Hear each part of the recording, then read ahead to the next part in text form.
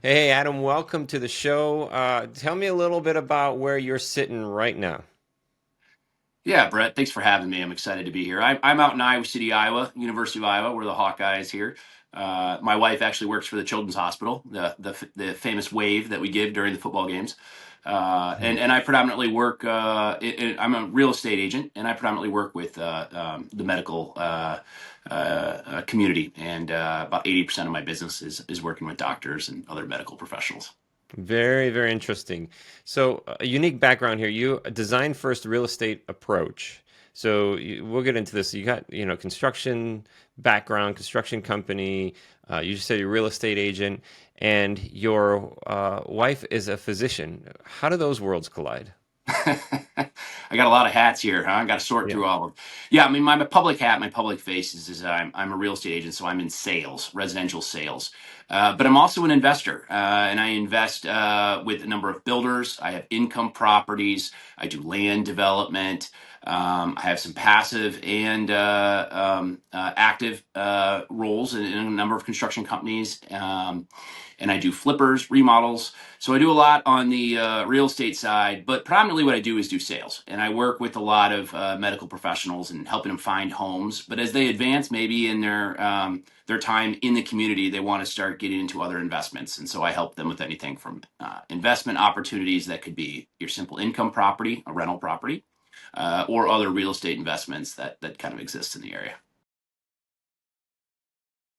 I have multiple siblings that are in the medical industry, and they come out quarter, half million in debt.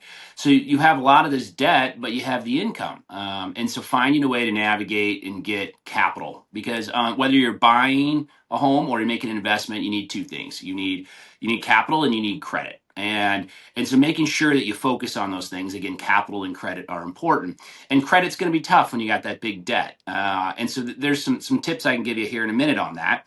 But then also capital. We need to make sure that you have the capital for either a down payment or have some form of loan product that'll allow you some flexibility on that capital requirement. And of course, as you pay down on your student loans and increase in your career, you have more opportunity maybe for some additional investments.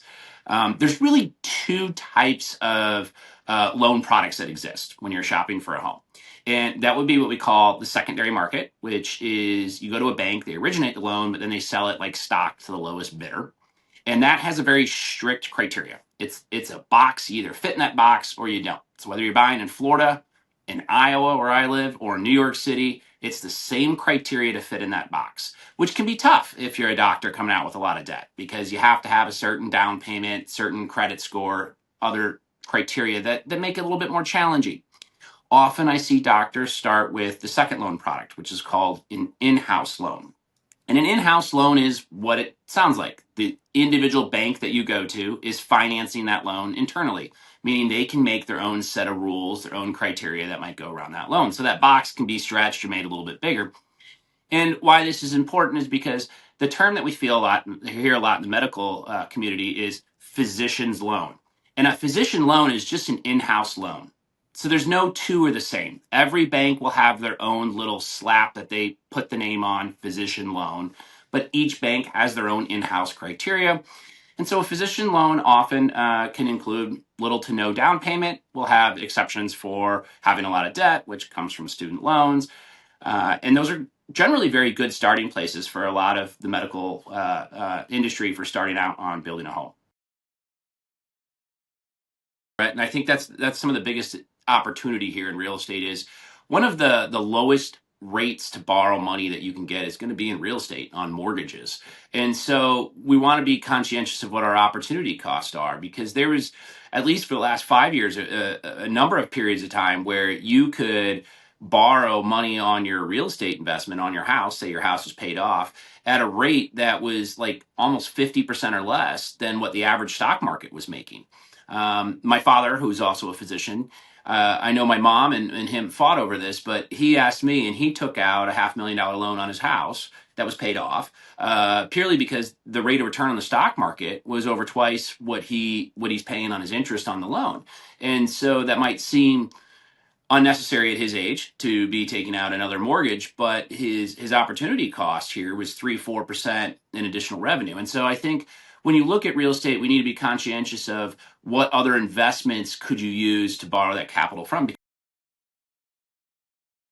I think that's a very tough balance, right? And my dad would be a little bit more on the as I use as an example, or he'd be more on the risk tolerant side, whereas some of us are more risk averse, and there's nothing wrong with that. And you do need to balance that because the stock market also goes up and down. I mean, you need to do a self evaluation to decide what your risk assessment is. And of course, having a financial advisor is very important, but also having either a realtor or some sort of real estate money manager or somebody that can help give you some expert advice both on trends, because every local market is different, and maybe expectations of what's going on kind of at a macro level, like interest rates, inflation, or global trade, to give you some kind of good advice to coach you on what may or may not make sense in each market.